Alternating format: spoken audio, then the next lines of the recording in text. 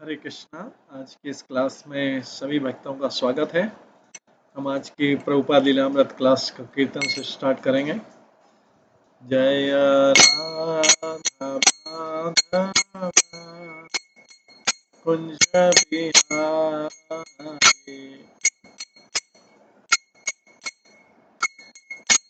जय गोपी जन वल्लभ गिरिवरधारी,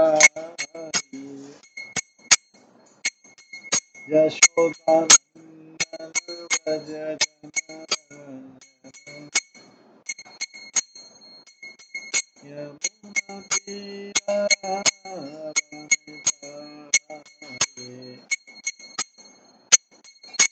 जय राधामाधव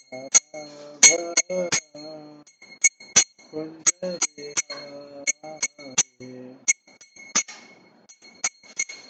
हरे कृष्ण कृष्ण कृष्ण हरे हरे, हरे राम राम हरे हरे, हरे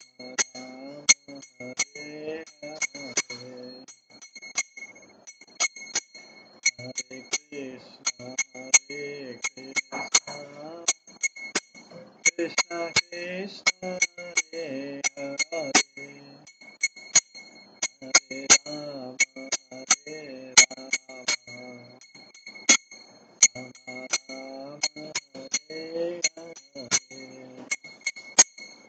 हरे, हरे कृष्ण कृष्ण कृष्ण हरे हरे, हरे राम राम राम हरे हरे,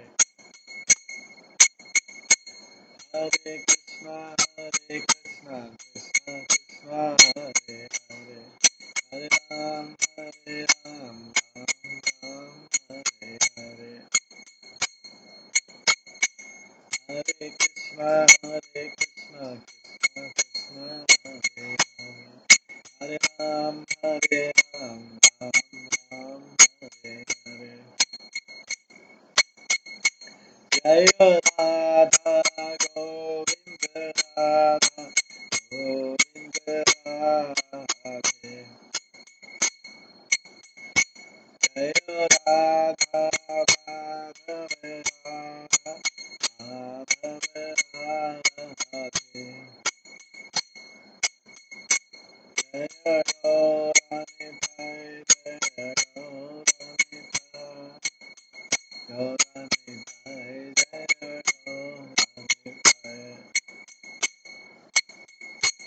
जय जय प्रभुपाद प्रभुपाद प्रभुपाद, जय जय प्रभु, जय गौर हरि बोल, हरि बोल, हरि बोल, जय गौर हरि। श्री श्री राधा गोविंद देव की जय। श्री जगन्नाथ बलदेव सुभद्रा महारानी की जय। श्री श्री गौर निताय की जय। श्रील प्रभुपाद की जय। सभी भक्तगणों की जय। हरे कृष्णा। आज की इस प्रभुपाद लीलामृत क्लास में सभी भक्तों का स्वागत है। कल हम श्रवण कर रहे थे जब भारत स्वतंत्र हो गया तब भी प्रभुपाद प्रयास करते रहे कि किसी तरीके से उनको ऑडियंस मिले, मतलब कोई उनसे मिले बड़ा और उसको ज्ञान दे सके। उन्होंने गांधी जी को भी कई पत्र लिखे और गांधी से बोला कि आपकी मृत्यु हो जाएगी अगर आप पूरी तरीके से इस राजनीति को त्याग नहीं देते और पूरी तरीके से भगवान की भक्ति में नहीं चले आते। लेकिन गांधी जी के पास पत्र पहुंच ही नहीं पाते थे।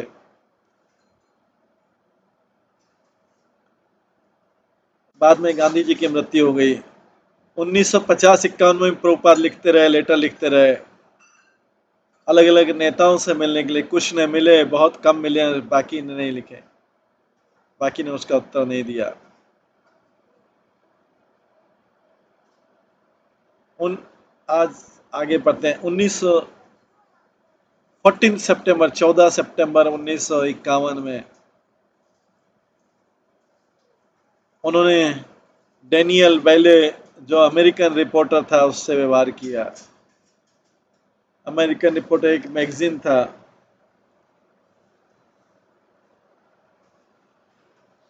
उसका संवाददाता था डैनियल बैले, जो अमेरिकन दूतावास ने न्यू दिल्ली में पब्लिश किए थे। अभय ने उनको एक्सप्लेन किया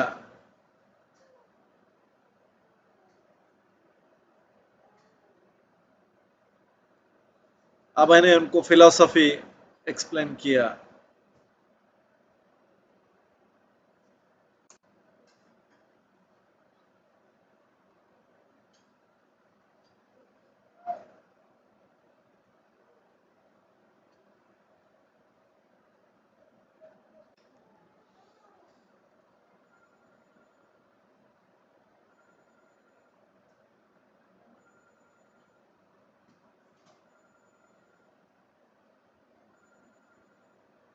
परम सत्य को समझने के लिए, जैसा कि उस समय के संत महात्मा लोग जानते थे,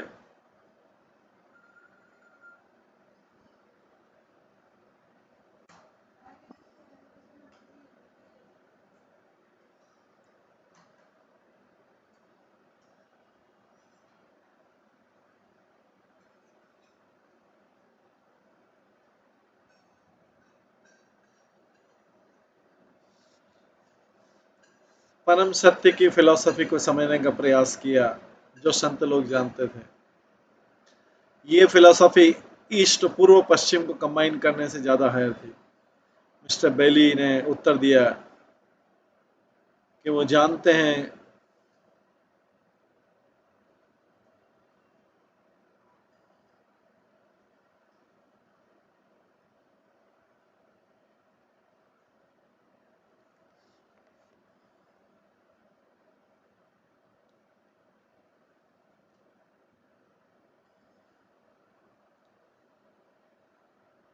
वो पूर्व फिलॉसफी के दर्ज जानते हैं और पश्चिम के इन्फ्लुएंस प्रभाव को जानते हैं, और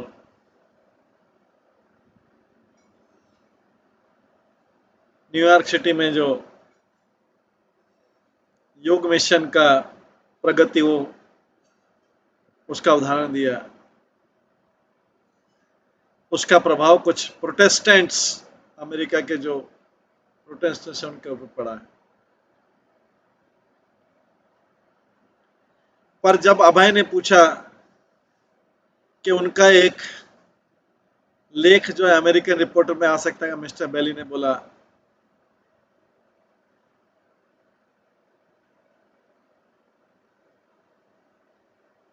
कि हमको अगर गीता को एक जगह देना पड़ेगी तो हमको दूसरे धर्मों के लिए भी जगह देनी पड़ेगी, और हमारी इच्छा है कि हम किसी को भी ना तो स्वीकृत करें ना किसी की निंदा करें, पर केवल अच्छा अंडरस्टैंडिंग करें। आगे बोला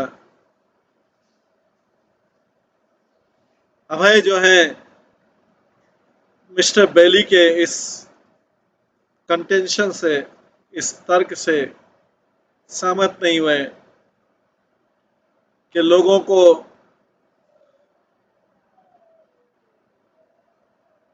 को अपने धर्म को समझने के लिए, लोगों को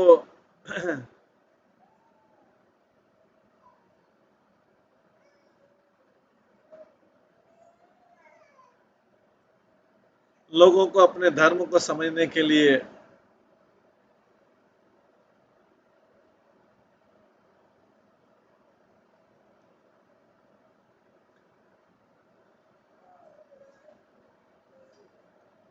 स्वयं निर्णय लेना चाहिए। जो कम बुद्धिमान होते हैं वो हमेशा गाइड करते हैं उन लोगों से जो ज्यादा बुद्धिमान होते हैं जीवन के साथ।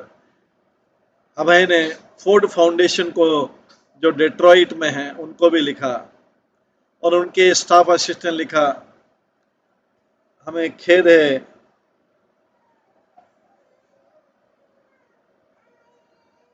हमें खेद है कि हम जो है आपके सजेशन को स्वीकार नहीं कर सकते।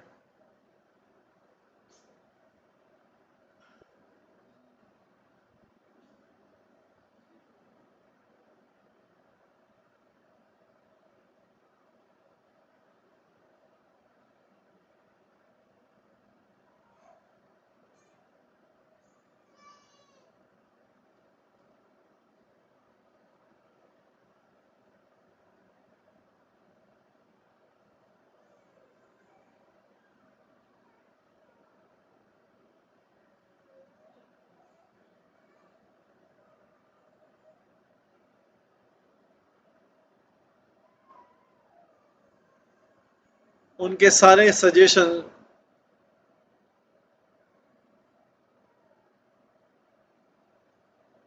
अस्वीकार कर दिए गए थे, बट फिर भी उनको बीच बीच में प्रशंसा का शब्द मिला।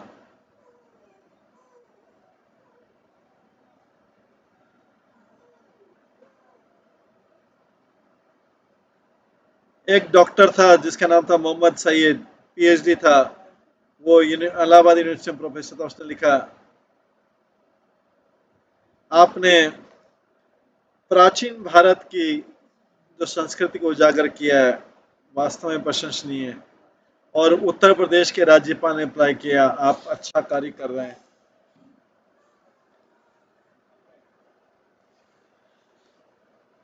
इससे अच्छा कार्य कोई नहीं है।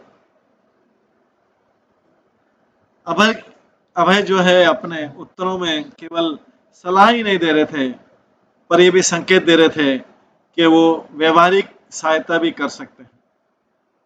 अगर उनको किसी संस्था का सहायता मिल जाए, वो कई चीजें तैयार करने के लिए तैयार हैं, क्लासेस लेने के तैयार हैं, टेम्पल मैनेज करने के लिए तैयार हैं, टेम्पल पूजा सिखाने को तैयार हैं, और भक्तों को दीक्षित करने के लिए तैयार हैं,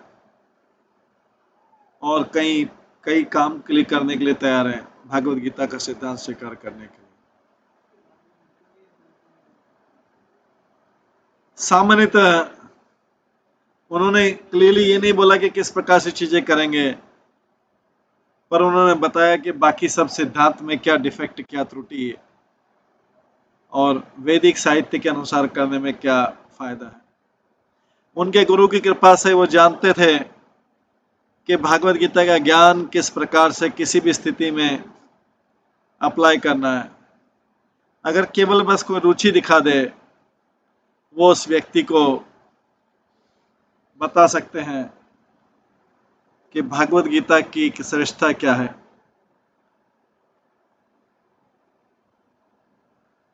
मैं एक मीटिंग अटेंड करने के बाद में, जिसमें बड़े बड़े उद्योगपति थे, उन्होंने श्रमिक और प्रबंधक में अच्छे रिलेशनशिप का बोला।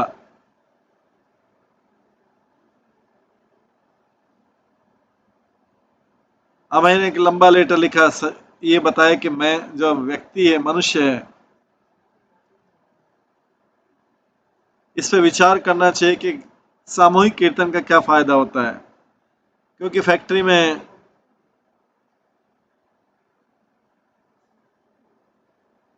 विशेष विशेष कर्मचारी भी थे, क्लब भी था। अभय ने बोला कि वहां पे वर्कर इकट्ठे होके हरे कृष्ण चैंटिंग करना चाहिए। अभय ने हर किसी से ये भी निवेदन किया कि वो कृष्ण की शरण में जाए, पर ज्यादातर लोगों की अपना फिलॉसफी थी, और उनके उत्साह को उन्होंने सांप्रदायिक लिया। पर भगवत गीता तो यूनिवर्सल है। अभय ने लिखा, भगवान को किसी भी प्रोग्राम से अलग नहीं किया जा सकता, चाहे सेक्युलर स्टेट भी हो। कृष्ण जो है सारे जीवों के पिता हैं, उनका सारा जगह, सारे प्रोग्राम में उनका क्षेत्र है, और गवर्नमेंट में और सारे ऑर्गेनाइजेशन में। इंडिया जो स्पेशली है, उनको ये भागवत गीता, इंडिया को भागवत गीता का प्रशंसा करनी चाहिए।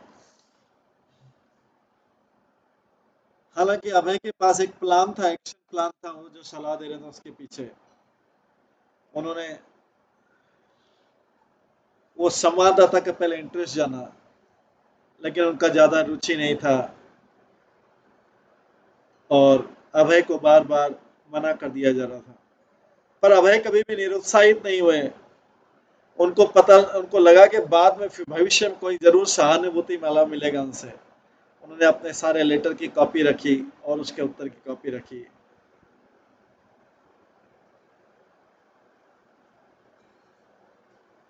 और वहां से जो उनकी प्रशंसा का उत्तर मिला या कहीं पे जरा सा भी रुचि हुआ, अभय के लिए उत्तर सफिशिएंट था।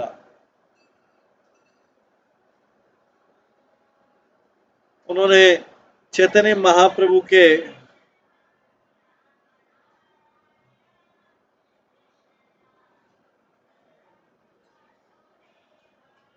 उन्होंने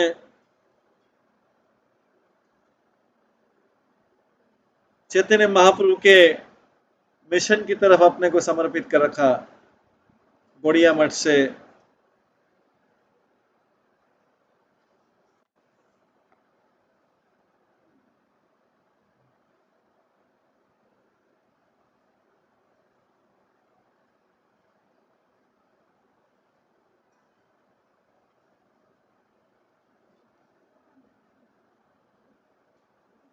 गौड़िया मठ से कुछ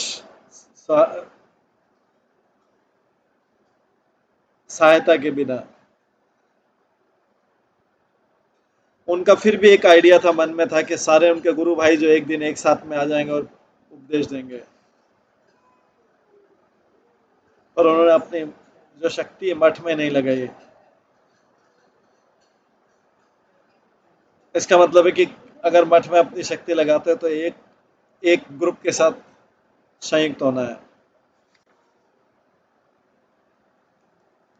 गौड़िया मठ के जो इंटर कलह चल रही थी उससे अपने आप को उन्होंने दूर रखा।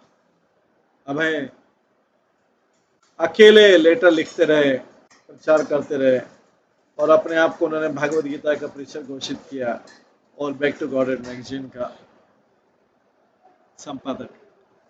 1948 में अभय ने अपनी लखनऊ फैक्ट्री को बंद कर दिया। वो अपने एम्प्लॉय की सैलरी नहीं दे पाए और 1946 से लेके वो अपना किराया जो है वो इंस्टॉलमेंट में दे रहे थे। पर जब उनकी सेल कम हो गई, बिक्री कम हो गई, फैक्ट्री को चलाना मुश्किल हो गया, उन्होंने सब कुछ खो दिया, अपना सारा धन। अब प्रभुपाद बोलते हैं, मैंने लखनऊ में बड़ी बिग लेबोरेटरी स्टार्ट की थी, बड़ी, वो मेरे स्वर्णिम दिन थे, मेरा बिजनेस बढ़ रहा था, सारे लोग जानते थे केमिकल बिजनेस में, पर धीरे धीरे सब कुछ खत्म होता गया। कुछ परिचितों के हिसाब से इलाहाबाद में उन्होंने छोटी फैक्ट्री खोली, उसी सिटी में जहाँ पे उन्होंने प्रयाग फार्मेसी चालू की थी जो फेल हो गई थी 15 साल पहले। वो अपने पुत्र ब्रज वृंदावन के साथ इलाहाबाद में चले गए और अपना मैन्युफैक्चरिंग मेडिसिन स्टार्ट किया, जबकि बाकी फैमिली बैनर्जी लेन में कलकत्ता में रही। अभय आते जाते रहे, पर वो अभी कई महीने तक अकेले रहते थे। उनको दूसरी बार फिर से स्वप्न आया। श्री भक्ति सिद्धांत ठाकुर बोलते हैं उनके सामने, फिर से वो तेज से चमक रहे थे। उन्होंने बताया कि अभय को संन्यास लेना चाहिए। स्वप्न में आए भक्ति सिद्धांत ठाकुर, और अभय ने अपने स्वप्न को फिर साइड में रख दिया।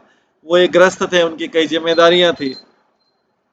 संन्यास लेना मतलब सब कुछ त्याग देना। अभी तो उनको धन कमाना था। उनके 5 बच्चे थे, अभी उनके पास 5 बच्चे थे। अभय सोच रहे कि गुरु महाराज मेरे को स्वप्न में आके बार बार संन्यास लेने को क्यों बोल रहे हैं, अभी तो इसके लिए संभव नहीं है। इलाहाबाद बिजनेस भी असफल हो गया।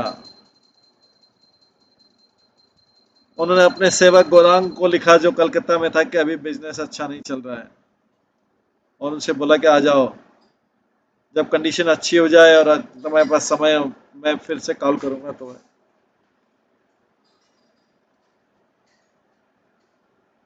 उन्होंने बहुत ईमानदारी के साथ किया, बट फल बहुत छोटा था।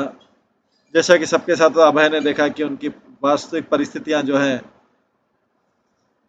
शास्त्रों की आंख से देना चालू किया, और श्रीमद् भागवतम से वो श्लोक उनके दिमाग में आए, यस्या यस्याहम यस्याहम अनुग्रहणामि हरिष्ये तद धनम शन ततो धनम त्यजन्त्यस्य स्वजना दुख दुखितम। भगवान बोलते हैं जब मैं किसी के ऊपर विशेष कृपा करता हूं, मैं उसका आर्थिक सारा धन उसका ले लेता हूं, उसके मित्र और उसके संबंधी उसको छोड़ देते हैं, वो बहुत गरीबी में आ जाता है और उसकी स्थिति का बहुत पतन हो जाता है। उन्होंने भक्ति सिद्धांत सरस्वती ठाकुर का ये वचन सुना था, श्लोक सुना था।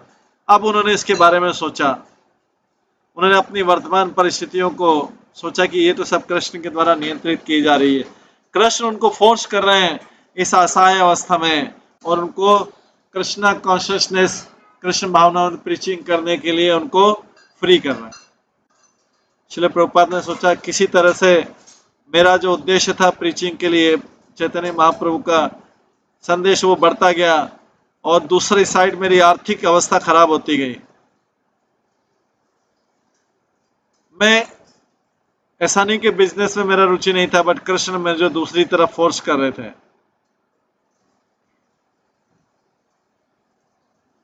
अब तुम्हें इसे त्याग देना चाहिए, कृष्ण बोले थे।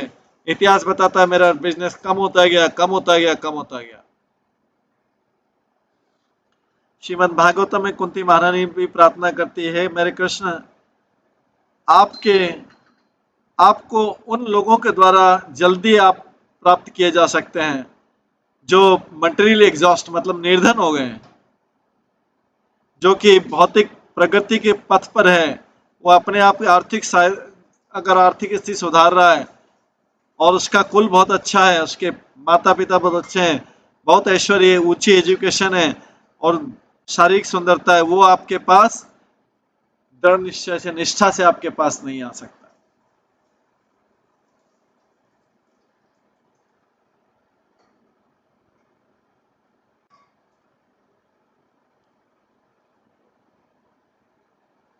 श्रील प्रभुपाद बोलते हैं 1950 में मैं रिटायर हो गया, प्रैक्टिकली रिटायर हो गया।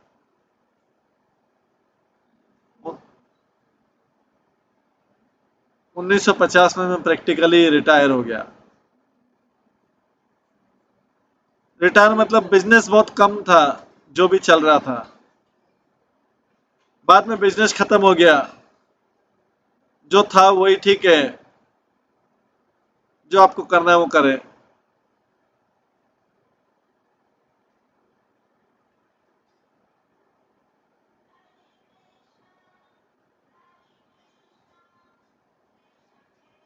अभय की पत्नी जो थी वो स्वतंत्र रूप से अपने बच्चों के साथ में अपने पिता के घर चली गई, 72 महात्मा गांधी रोड।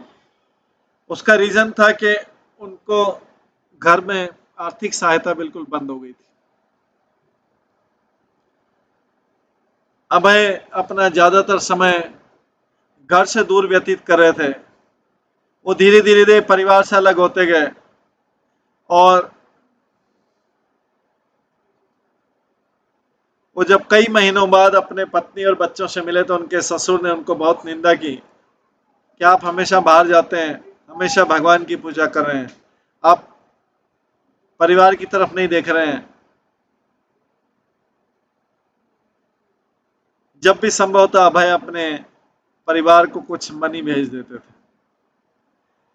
अभय का जो नेफ्यू थे मिस्टर सुधीर कुमार दत्ता, वो लिखते हैं,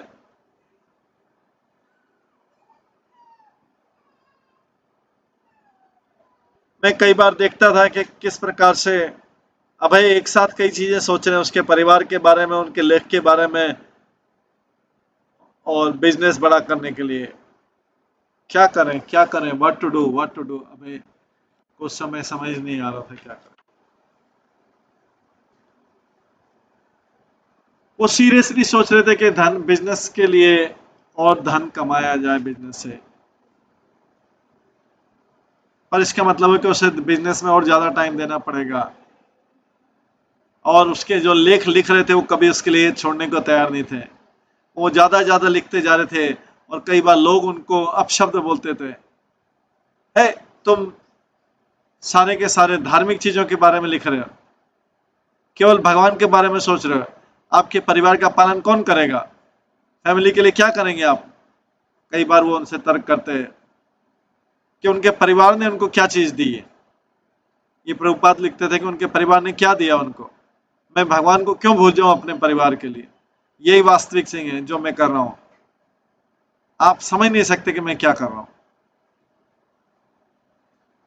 कलकत्ता के विजिट के समय अभय अपने ससुर के घर में रुके, जहां पे उनको एक रूम मिला था। जब उनकी पत्नी ने उनको डिनर परोसा, तो उन्होंने देखा कि पूरे डिनर में हर चीज मार्केट से खरीदी गई थी। उन्होंने पूछा कैसे, तो उनकी पत्नी राधा ने बोला कि आज हमारा कुक बीमार है। अभय ने सोचा,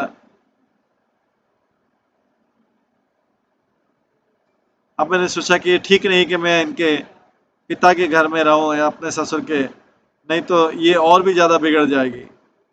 उन्होंने अपने परिवार को प्रेरणा दी कि वो नई जगह जाते हैं, चेतला स्ट्रीट पे।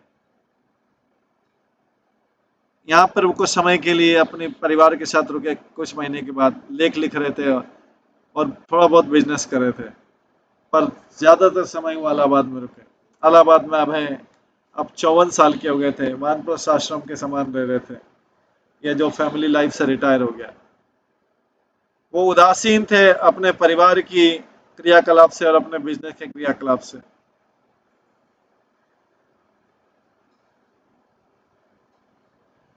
जो एक पारिवारिक व्यक्ति जो होता है, उसके मुख्य उद्देश्य समझता है। अपने लेख में अभय ने कई बार लिखा 4 आश्रम स्पिरिचुअल डिवीजन वैदिक साधे, ब्रह्मचारी, गृहस्थ, वानप्रस्थ, संन्यास। पहले प्रश्न में ब्रह्मचारी आश्रम में यंग बॉय जो होता है, लड़का होता है, उसको माता पिता गुरु के आश्रम में भेजते हैं, गुरुकुल में भेजते हैं, जहाँ पे वह सिंपल जीवन, साधारण जीवन जीता है, वैदिक लिटरेचर स्टडी करता है गुरु के गाइडेंस में। इसलिए इस प्रकार से अपने चाइल्डहुड में और यूथ में, युवावस्था में, वो तपस्या के सिद्धांत सीखता है और आध्यात्मिक ज्ञान, वही उसके पूरे जीवन का फिर आधार बनता है।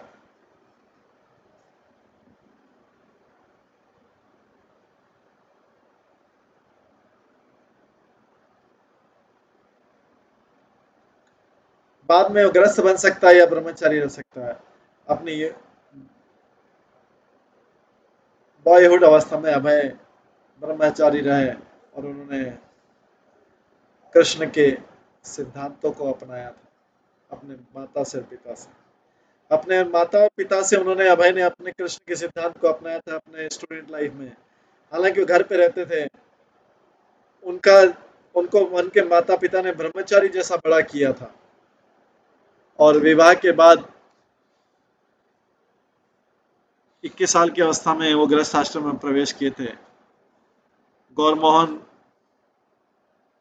के उदाहरण ने अभय को बताया था कि किस प्रकार से भगवान के भक्त बने रह जा सकते हैं गृहस्थ जीवन में भी। और वैष्णव के रूप में अभय और उनकी पत्नी कभी भी उन्हें ज्यादा भौतिकतावादी जीवन जिया नहीं। 50 साल की उम्र में व्यक्ति को अपने पारिवारिक कार्यकलाप से रिटायर हो जाना चाहिए, और इस स्टेज को बोलते हैं वानप्रस्थ। वानप्रस्थ आश्रम में स्त्री और पुरुष जो है किसी भी प्रकार से यौन संबंध से मुक्त हो सकते हैं, हालांकि वे एक साथ रह सकते हैं, पर इसको स्पिरिचुअल पार्टनरशिप बोलते हैं।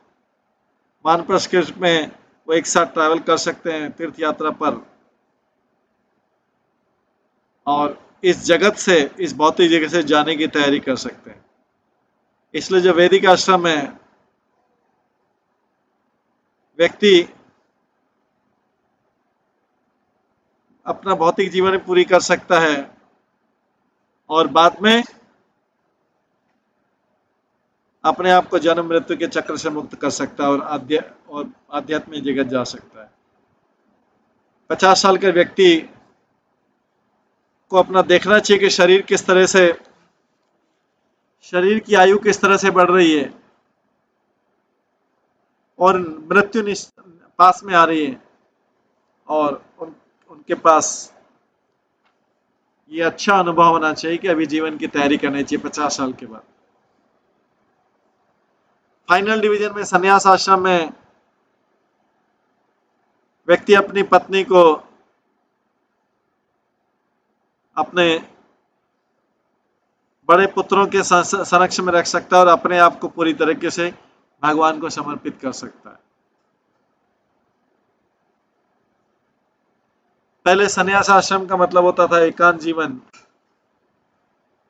हिमालय में, पर गौड़ीय वैष्णव लाइन में श्रील प्रभु भक्ति सिद्धांत ठाकुर ने प्रीचिंग का जोर दिया।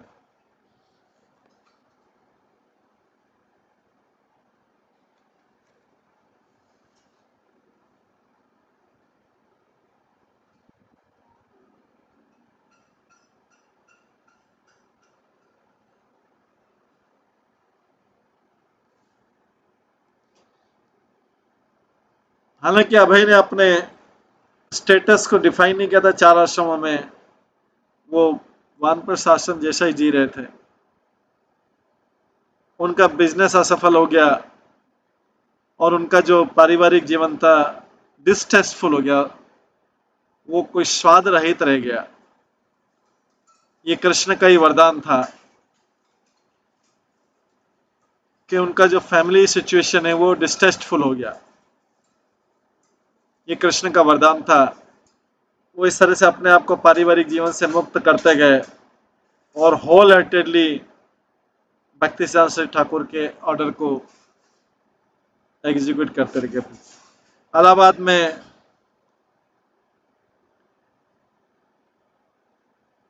अभय ने किसी तरीके से पैसा बचाया अपनी back to Godhead magazine print करने के लिए।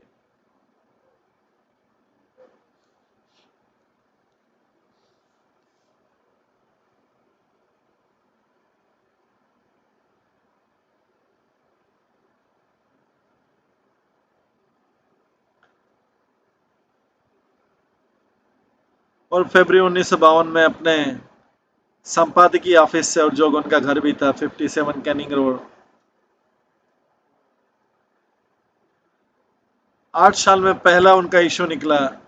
जैसा पहले था उन्होंने सब कुछ किया, writing, typing, editing, meeting, printer से, और फाइनली डिस्ट्रीब्यूटिंग कॉपी, हैंड से कॉपी डिस्ट्रीब्यूट करने का किया और उनको मेल किया रिस्पेक्टेबल लीडर्स जो भी सम्मानीय थे सारे इंडिया में। उनका मानना था कि यही उनका उद्देश्य है इलाहाबाद में रहने का या और कहीं रहने का, और यही उनके धन का सही उपयोग है, पर्पज ऑफ ह्यूमन लाइफ।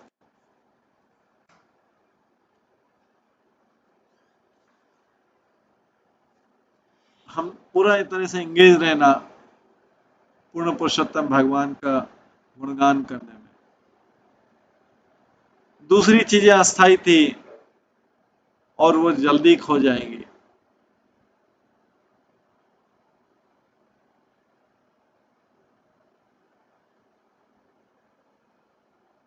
जब उन्होंने अपने परिवार को कलकत्ता विजिट किया, उनके पुराने मित्र एक साथ इकट्ठे हो गए, उनके रूम में हो गए, उनको वो भागवत गीता का प्रकाश देते थे। अभय ने अपने वाइफ को, पत्नी को और परिवार को भी उसमें डिस्कशन में किया, पर ये वो दूसरे रूम में बैठ जाते थे और वहां पर चाय पीते थे। वो उनके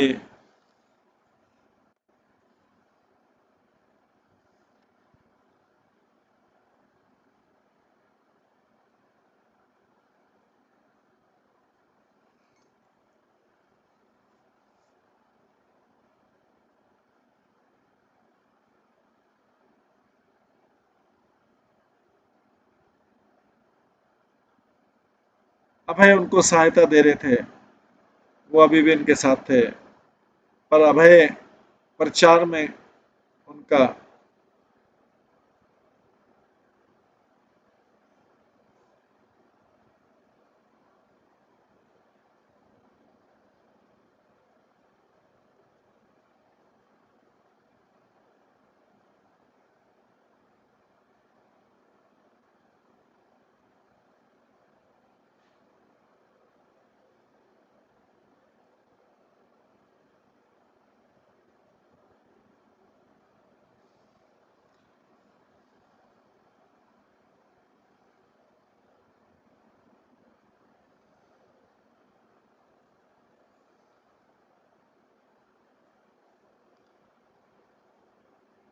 लेकिन उनका परिवार नहीं चाह रहा था प्रचार करने।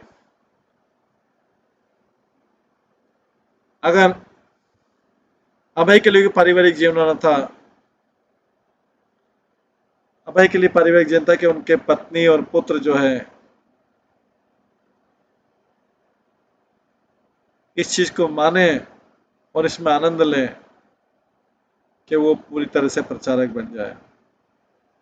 उनको समझना था कि उनके जीवन का जो चिंता है अपने गुरु के मिशन को सेवा करना है।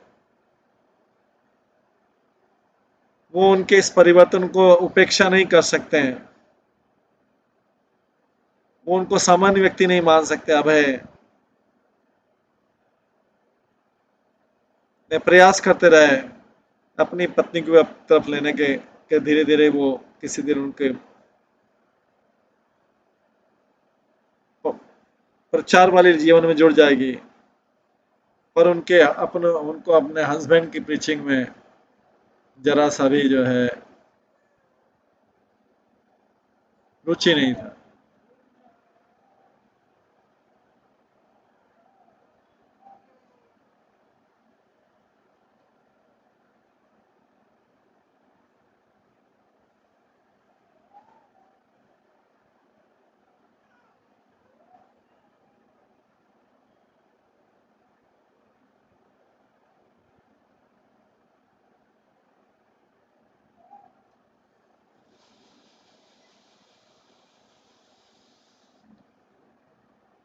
और अभय ने सोचा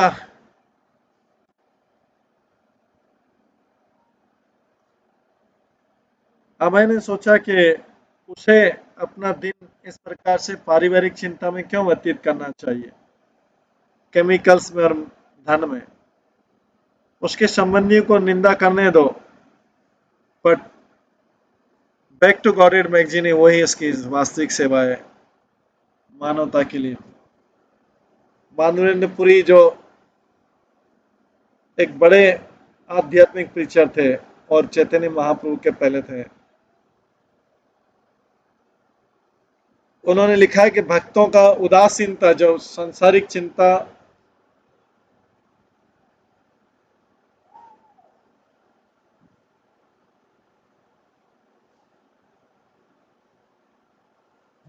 सांसारिक निंदा है, भक्त उसके प्रति उदासीन रहता है। माधवेंद्रपुरी लिखते हैं, वो देवताओं और पूर्वजों, अब मुझे माफ कर दीजिए, मैं अब आपको अपनी आहुतियां नहीं दे पाऊंगा आपके आनंद के लिए। अब मैंने अपने आप को फ्री कर लिया है पाप के सारी प्रतिक्रियाओं से। हर जगह मैंने यदुवंश और कंस के शत्रु भगवान कृष्ण को याद करना सीख लिया। मेरे ख्याल से यही मेरे लिए पर्याप्त है, सो और किसी प्रयास की जरूरत नहीं है। जो बड़े बड़े नैतिकतावादी मुझे मेरे ऊपर दोषारोपण करें कि मैं भ्रमित हो गया हूं, मैं इसमें चिंता नहीं करता हूं। वैदिक एक्टिविटीज के एक्सपर्ट हैं, ऐसा बोल दे कि मैं मिसगाइड हो गया हूं, मिसलेड हो गया। मेरे फ्रेंड्स रिलेटिव्स मुझे निराश बोलते हैं, मेरे ब्रदर मुझे मूर्ख बोलते हैं, लोग मुझे पागल बोलते हैं, दूसरे दार्शनिक मुझे बोलते हैं कि मुझे अहंकार हो गया है, फिर भी मेरा मन जो है 1 इंच भी इससे बच नहीं होता है इस दृढ़ता से कि भगवान गोविंद के चरण कमलों की सेवा की जाए। हालांकि मैं ये कर नहीं सकता।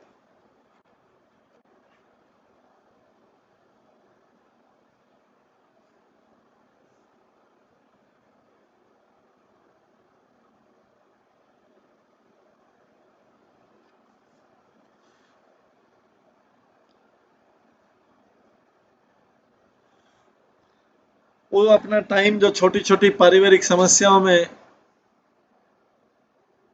क्यों वेस्ट करना चाहिए, जब उनके पास में भारत की प्रॉब्लम और संसार की प्रॉब्लम का हल है। भगवत गीता के ज्ञाता के रूप में उनका अनुभव था कि उनका जो पहला कर्तव्य है वो युद्ध की समस्या, भूख की समस्या, अनैतिक की समस्या, अपराध और नास्तिकता की।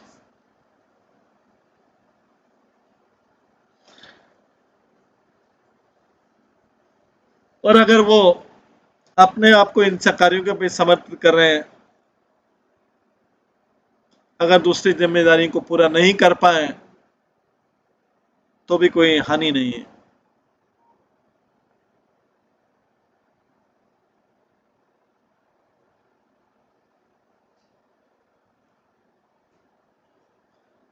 मार्च 1952 में अभय ने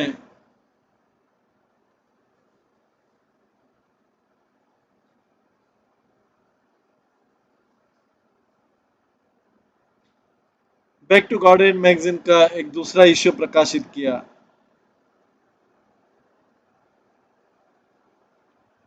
इसमें मुख्यतः अभय ने जो लेख लिखे थे वो थे भक्ति शास्त्री ठाकुर और उनके पिता के बारे में।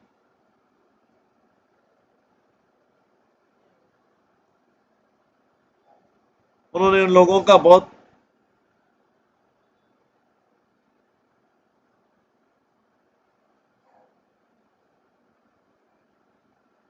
उन्होंने उन लोगों का बहुत उन तथाकथित आध्यात्मवादियों का बहुत विरोध किया जो चैतन्य महाप्रभु के नाम पर अभी चल रहा था। उन्होंने सुधारवाद आंदोलन चलाया,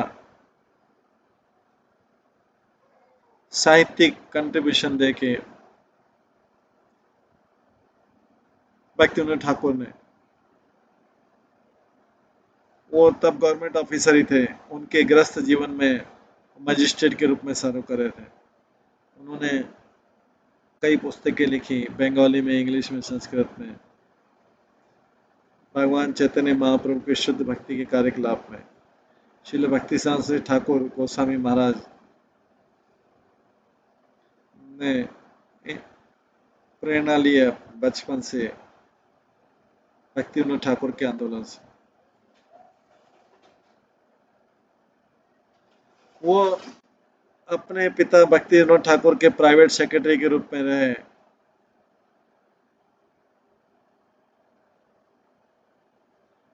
उन्होंने ट्रांसेंडेंटल पावर ऑफ अटॉर्नी दी चैतन्य महाप्रभु के कार्य को आगे बढ़ाने के लिए। इसलिए भक्ति विनोद ठाकुर के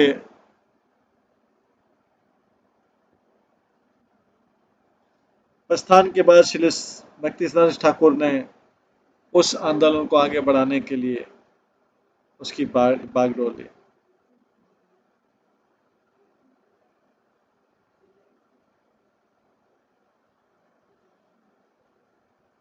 अपने मासिक पत्रिका को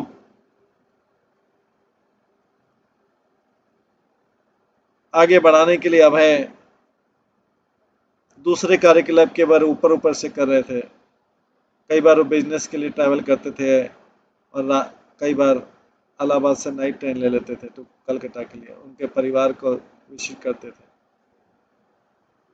जब उनका अपार्टमेंट भीड़ भरा नहीं था, वो लाइट जला के जब दूसरे लोग सो रहे होते थे, नाइट ट्रेन में उनको एक अच्छा अपॉर्चुनिटी मिलता था सोचने के लिए और लिखने के लिए। कई बार कुछ घंटे के लिए सो जाते, फिर बार उठते और बाहर देखते नाइट थी।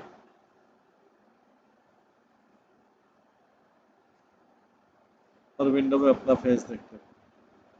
जब 12 घंटे की जर्नी थी उसके बीच में आकाश में लाइट आने लगती थी। रात्रि से लाइट ब्लू और फिर उसके बाद सफ़ेद बादल आकाश में आते थे। वो टाउन में लाइट देखता था और ट्रेन का हॉर्न सुनते थे। जब ट्रेन धीमी हो जाती थी और स्टेशन पे रुकती थी, चाय वाले जो हैं वो ट्रेन के साथ साथ चलते जोर जोर से बोलते चाय चाय चाय। उनकी तेज ध्वनि कानों में चाय चाय चाय बोलती थी। उसकी सुगंध, सैकड़ों पैसेंजर मॉर्निंग टी लेते थे। उनके 20 साल में ट्रेन ट्रैवल से अभय ने नोटिस किया कि ज़्यादा ज़्यादा लोग सिगरेट पी रहे हैं, ज़्यादा ज़्यादा स्त्रियां अकेली जा रही हैं। इंडिया का पश्चिमीकरण हो गया है और जो राष्ट्रीय नेता हैं वो इसके लिए रास्ता खोल रहे हैं। एक अंधा दूसरे को अंधे को चला रहा है। वे ईश्वर का साम्राज्य चाहते थे बट बिना ईश्वर के। वो एक प्रोग्रेसिव औद्योगिक इंडिया चाहते थे बिना कृष्ण के। विंडो से देख पाते थे कि बहुत सारा इंडिया का एक आजाद पर्सन पे कोई खेती नहीं होती, लेकिन लोग फिर भी भूखे। अब है कई बार न्यूज़पेपर पढ़ते थे और उसमें से एक आर्टिकल निकालते थे जिसका बैक टू गार्डन मैगजीन में उत्तर देते थे और उससे हमको आइडिया मिलता था। वे इस विचार करते थे कि लोगों के पास कैसे जाया जाए सहायता लेने के लिए, किसके पास जाया जाए और किस प्रकार से कृष्ण भावनामत सोसाइटी स्टार्ट की जाए। लोग केवल इंडिया में नहीं लेकिन सारे वर्ल्ड में कृष्ण कॉन्शियसनेस, कृष्ण भावनामत को ले सकते हैं। चैतन्य भागवतम में लिखा है कि भगवान चैतन्य का नाम एक दिन सारे गांव और विलेज में जाएगा। श्रील भक्ति सिद्धांत सूरी ठाकुर वो चाहते थे। उन्होंने इसके लिए इंग्लैंड में प्रीचर भेजे थे, बट वे केवल राजा से सामान्य रूप से मिले, लाइन में खड़े रहे, राजा के सामने झुके और वापस आ गए इंडिया में बिना वेस्टर्न के लोगों को प्रभावित किए। अब मैंने सोचा कि अभी बैक टू गॉड मैगजीन को बाहर भेजा जाए उनके एजेंट के through, Thakkar Spink and company, उनके अमेरिका और यूरोप में कॉन्टेक्ट। लोग इंग्लिश सारे सारे तरफ पढ़ते हैं और कुछ लोग उनकी भागवत गीता को जरूर अप्रिशिएट करेंगे और श्रीमद् भागवत। ये श्री भक्ति सरस्वती ठाकुर चाहते थे कि कृष्णा कॉन्शियसनेस खाली इंडिया के लिए ही नहीं है। जो कृष्ण भावना में रहते हैं ये केवल इंडिया के लिए नहीं है, ये इंडिया का सबसे बड़ा गिफ्ट है और ये सबके लिए था। ये प्रभुपाद हमेशा सोचते रहते किसकी सहायता ली जाए, कैसे किया जाए।